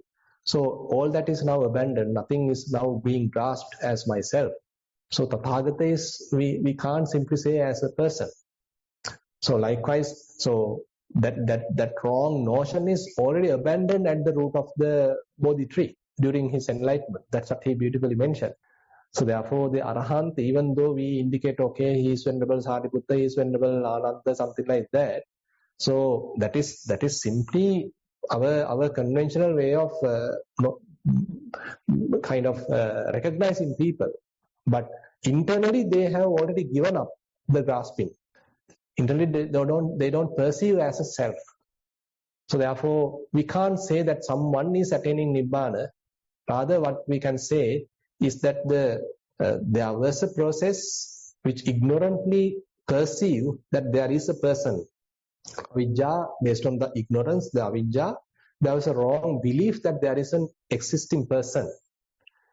And once the avidya, the ignorance is abandoned, so that being totally penetrated. So there is then no one to attain Nibbana either. Because so attaining Nibbana means penetrating that wrong misunderstanding in a way, isn't it? It's a very inefficient system nature has created. Sorry? It's a very inefficient system that the nature has created the animal, the humans, and even in devas, that we have of ignorance to begin with. Yeah. So that's why, so all this inefficient and earthbound or, disease-bound system, we say as myself. So that's why Buddha sometimes in a compassionate way, he say, Rogang atati rogang vadati attatu. So all these lump of diseases, these fools are saying as myself. Anattani attamaning passalokan sadevatan nivittang nama rupasmin idan sacchanti manyati. So he further mentioned in the Dvaitanupassana Sutta, see these fools, he don't mention that name. Where there is no self, they perceive as there is a self. Particularly when the consciousness interact with the name and form, they consider name and form as something real. Name and form is a mere kind of a sight, we can say, mere phenomena, coming and going, impermanent phenomena, but we personify it. We put an individuality, we put a thing to it, object to it, and then we start thinking. But if we know, okay, these are mere objects coming and going, or rather phenomena coming and going, say energies coming and going, thoughts coming and going, nothing to attract, nothing to attach, nothing to hold, then slowly we untangle in the whole thing, very much like. So the Dhamma helps to untangle in a way. So we are already kind of in a tangle, in a trap, in a confusion. So as we develop mindfulness, as we develop concentration, as we develop wisdom, so slowly we start seeing things as they truly are. Okay, we'll stop here. Yeah. Can I just say one thing? One thing. One word. When we are meditating, the body sort of, you feel the particles. So that is what you're saying, isn't it? And the vibrations. That is one part of the practice. Maybe in the Dhatu Manasikara, that may be one experience. Sometimes people might go through. So you actually feel those little particles and the vibrations. Okay. And in the feelings, they just come and go. And they get less and less. So isn't that what we are supposed to understand as the non-self? No. I mean, that is how the body is operating. So this body is operating based on the elements, and these elements are now manifesting like that. Some part of elements manifestation you have perceived like that.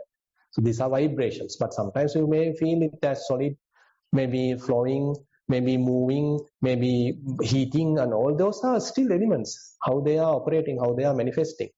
So more you understand it, then how are you going to say it is me? It belongs to me, it is myself. They are merely elements. That's why, I mean, through wisdom, more you investigate, we withdraw from saying it is me, myself. No, not worthy of telling it is me, myself. Experience it, and you have to penetrate the seed, investigate it, then you give it up naturally, not forcefully, isn't it? Not forcefully, but you slowly more you investigate, then the dispassion is kind of a natural dispassion. But the only investigation is not enough, because you have to experience. Yeah, I mean, what you experience is what you investigate. Experience is what you investigate in a way. Yes. So it is an experience-based practice we are doing. Yeah. It is not merely based on the faith, not merely because it is coming from the lineage, not from the book, not from the, that there are 5 different things that Buddha sometimes mention. It's not merely saddha, ruchi, akara parivitakka, ditti nijjhana khanti. So these are different other ways of gathering knowledge. But here Buddha is emphasizing the experience. So experience-based investigation in a way. So you are investigating the experience in a way. Yeah. And what you're saying is it can present in different ways. Different ways. Is not only the particles, but in the vibrations that are the results. Yeah, the 4 elements that typically they can manifest different ways. Yeah. So a yogi can experience maybe full of it, the full spectrum of it, or part of it, and more he is understanding. So then slowly he becomes dispassionate towards it. He understands it is not me, it is not myself. It's mere manifestation of the elements. That's not easy. No, we are continuing. People are here who are experiencing the manifestation of the elements. Okay, then we'll wind up here, and as usual, we'll have the Dhamma sermon at 4:30. Thank you very much for active participation.